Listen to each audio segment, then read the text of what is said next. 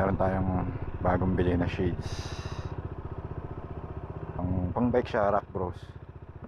Kasi ano tayo, di ba?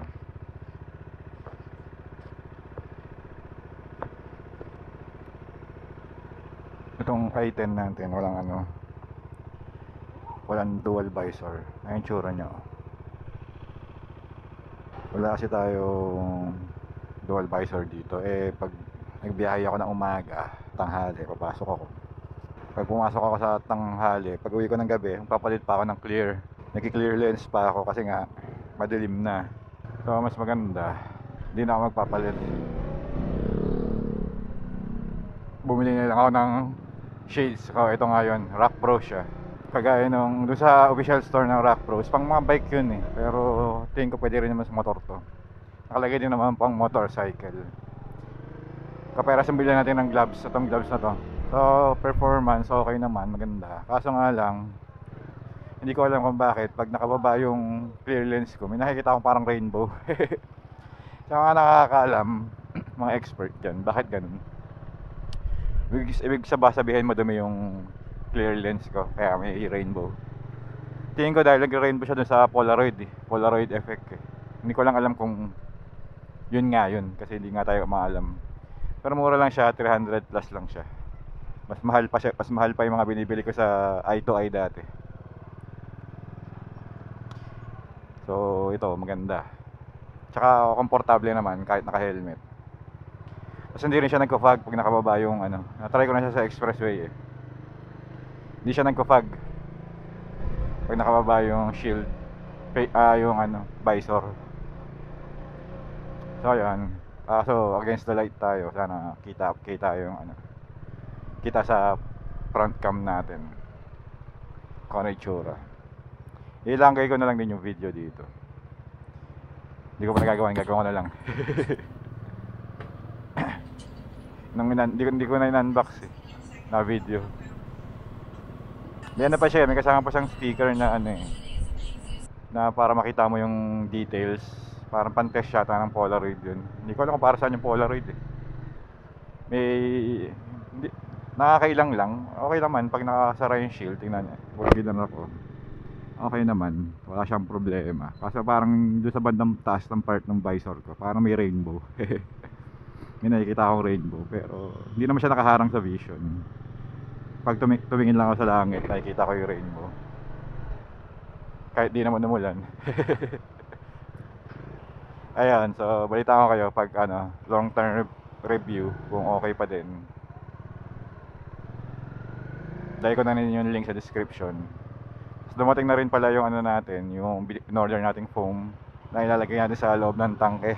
Hindi siya foam eh, parang goma. Pero tingin ko parang hindi goma yung texture niya eh, parang matigas na foam, parang ganun. Pero rubber yung nilagay ko eh, pero lagay ko na sa description. Kaya tayo pupunta ngayon kay Press ngayon.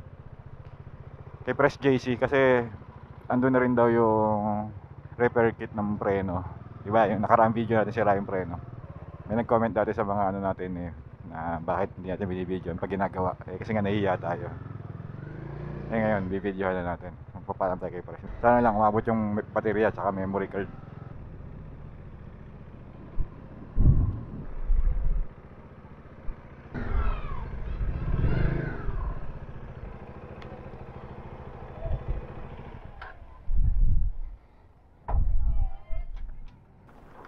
Okay, dito tayo kay Press. May ginagawa pa. Nakita ko may nakasalang. So, next tayo. Ito yung shades. May effect ba kung tatapat natin dito? Nakita nyo ba yung epekto?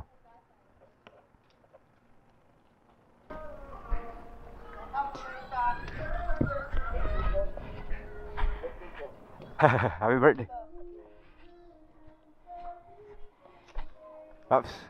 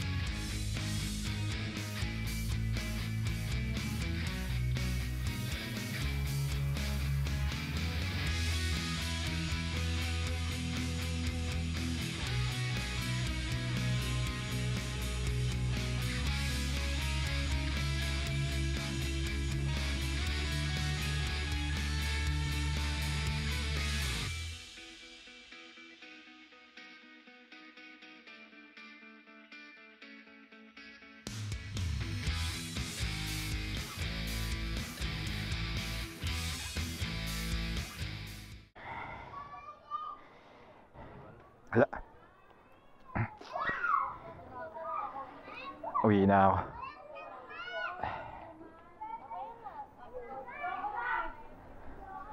Kaya natuloy ba? Kaya natuloy? Nagkikita-kita na sila eh. Di ka susunod? Sige ma'am, salamat. Nawala na naman yung oras ko. Nagluloko yung orasan ko lagi. Tinanggal ba yung baterya? Hindi, di ba? Nagtanggal ba tayo ng baterya? Hindi, yung ano, sa tangke. Ah, sa tangke. I-set ko na lang ulit. Tsaka ano siya? Ano ba, pinarada ko? Ah, Pa, nalilate na nalilate. Ganun ba yung pag nakapatay na matagal? hindi. Dito yun. Ah, Kailangan papatayin mo talaga dito. Ah, bago ko ano yun. Bago mo yung nalilit yan. Nalilit. Nalilate na nalilate. Ibang klase yan. Sige ma'am, salamat. Mamaya na lang ah. Sige. Okay. So far, slow speed na wala. Wala talaga. Wala yung langit-ngit. Pero, kailangan natin siya i-test sa high speed sa expressway pagka nagbiyahe tayo. Okay, salamat ulit kay Press.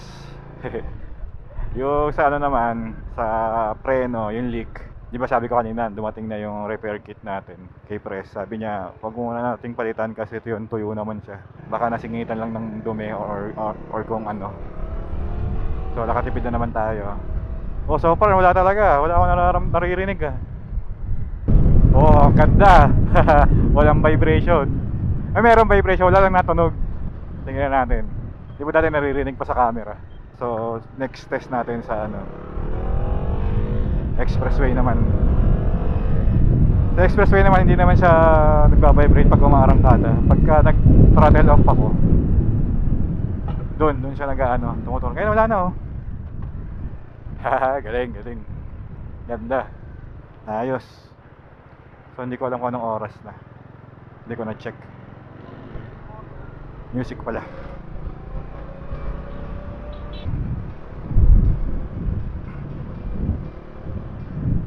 Sarap magmotor talaga. Ano pag ganito, di ba? Hindi mainit. Tapos medyo malamig yung hangin. Hindi traffic. Sarap magmotor.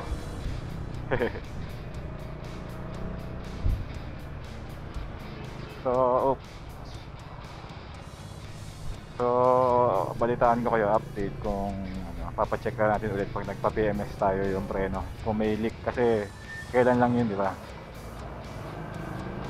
Kailan lang yung pumunta tayo kay Press eh. Parang wala pang isang linggo. So baka kaya tuyo. Pero dapat tumulo na siya kung may leak talaga siya eh. Kahit ilang araw pa lang. So baka nga wala. Tama si Press. Baka nga daw naipitan lang siya ng kahit ng kung anong dumi. Kaya hindi siya nagsara.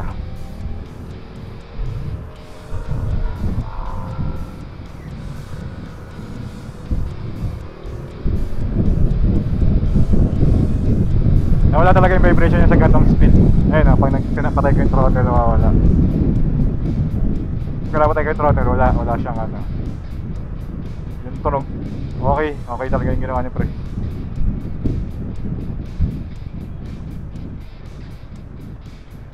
Oh, ganda. Okay, bahay na. I-update ko kayo tungkol sa vibration tsaka dun sa preno. Okay. Ayun oh. Sinasabi ko kay Press kanina, may puti. Linya.